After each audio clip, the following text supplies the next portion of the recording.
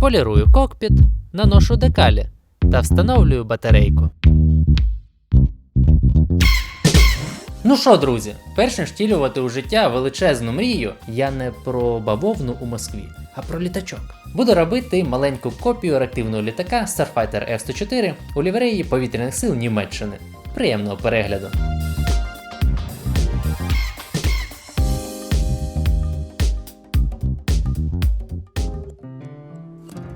Цю модель мені прислав патрон з сонячної Каліфорнії.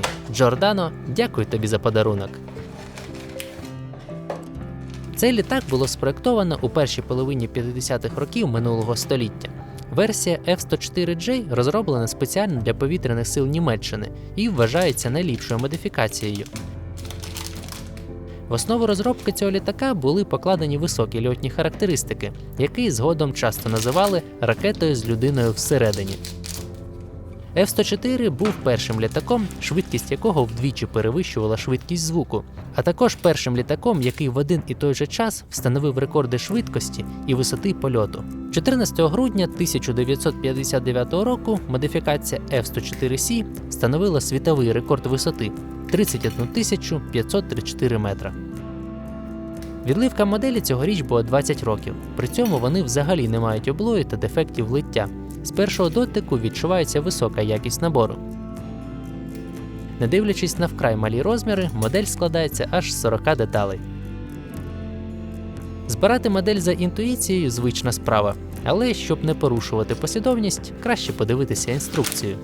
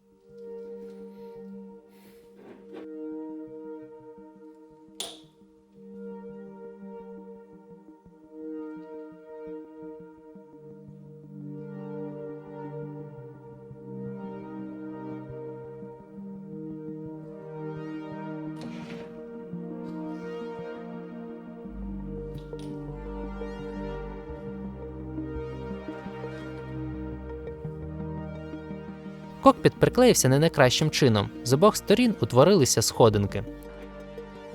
Прибираю їх надфілем та шліфую поверхню.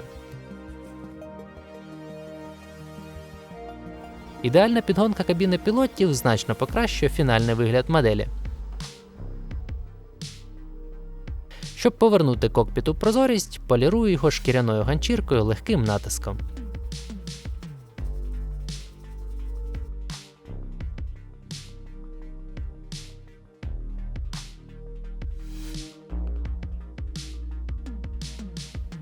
Дякую моїм патронам. Ваша допомога робить можливим створення цього контенту.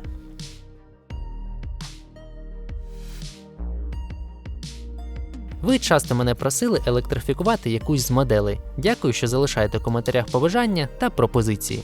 На основі цього літака вирішив зробити експеримент з імітацією реактивної стрії двигуна.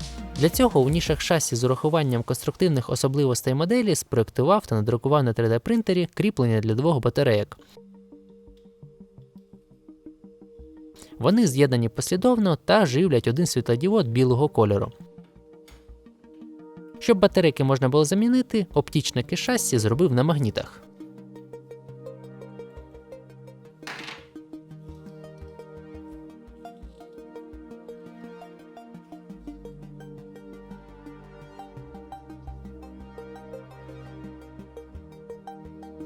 На носі багатьох винищувачів можна помітити тонку трубку. Це приймач повітряного тиску. Він подає тиск на систему датчиків, які вимірюють низку параметрів, в тому числі швидкість літака. Він двоскладний та наприкінці має тонку голку. Буду його робити згідно до прототипу. Для цього конусною фрезою помічаю центр оптічника і засверлюю отвір.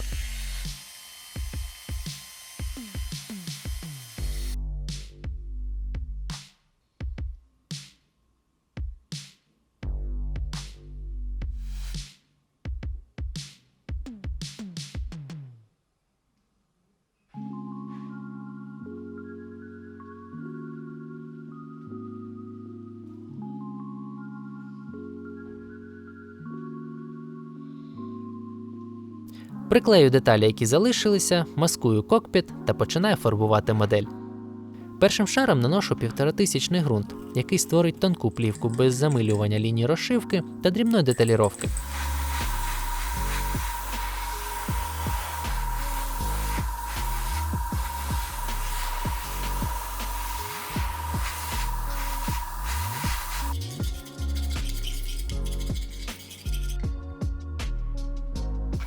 Після цього рівномірно задуваю модель чорною фарбою, яка відіграє роль темного фільтру.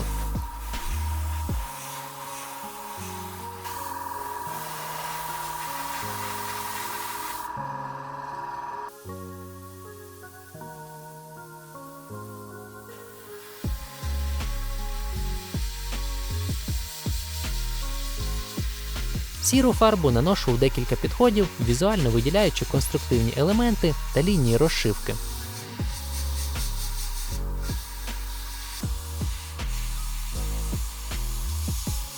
Такий спосіб фарбування придає моделі об'єм. Насиченість цього ефекту буде коригуватися на етапі везерінгу.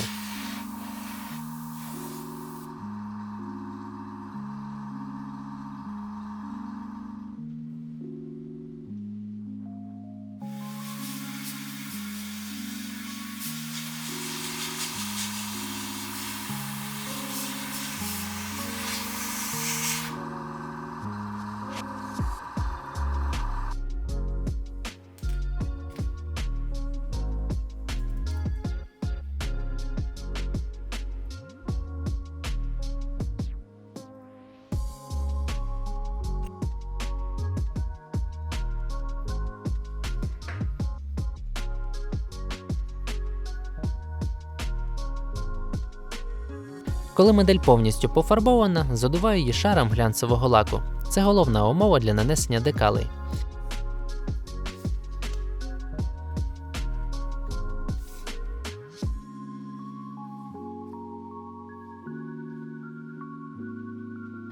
Декалі набору надруковані у 2002 році і мають матову основу.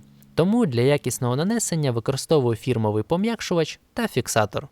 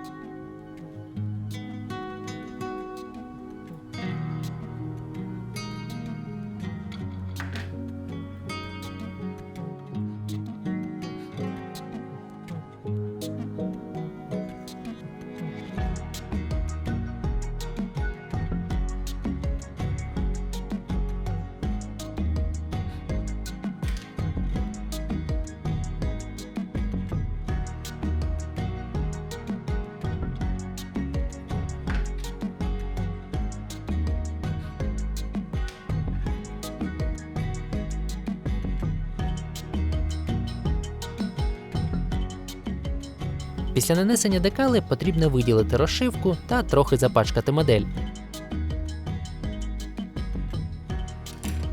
Для цього розбавляю масляну фарбу з White Spirit, рівномірно наношу її пензликом та відкладаю модель до повного висихання.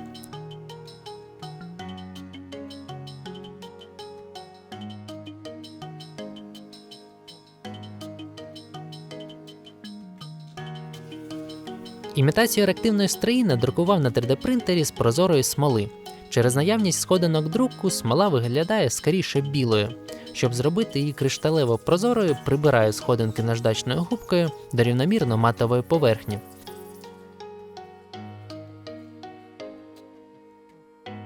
Після цього наношу шар глянцевого лаку, який створить необхідний блиск.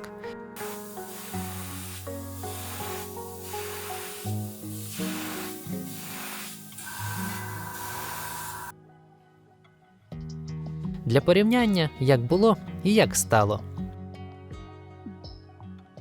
Коли реактивний двигун виходить у режим форсажу, у полум'ї створюються видимі кільця. Імітую їх звичайною білою фарбою.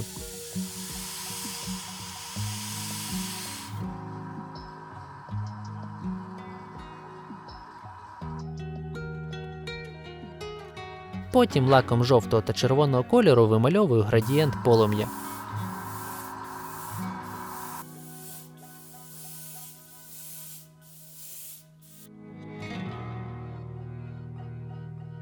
Як на мене, гідний результат.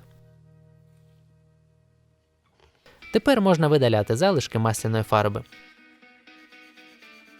Цей ефект контрастно виділяє розшивку, пом'якшує блиск декалей та трохи затіняє відтінок фарби.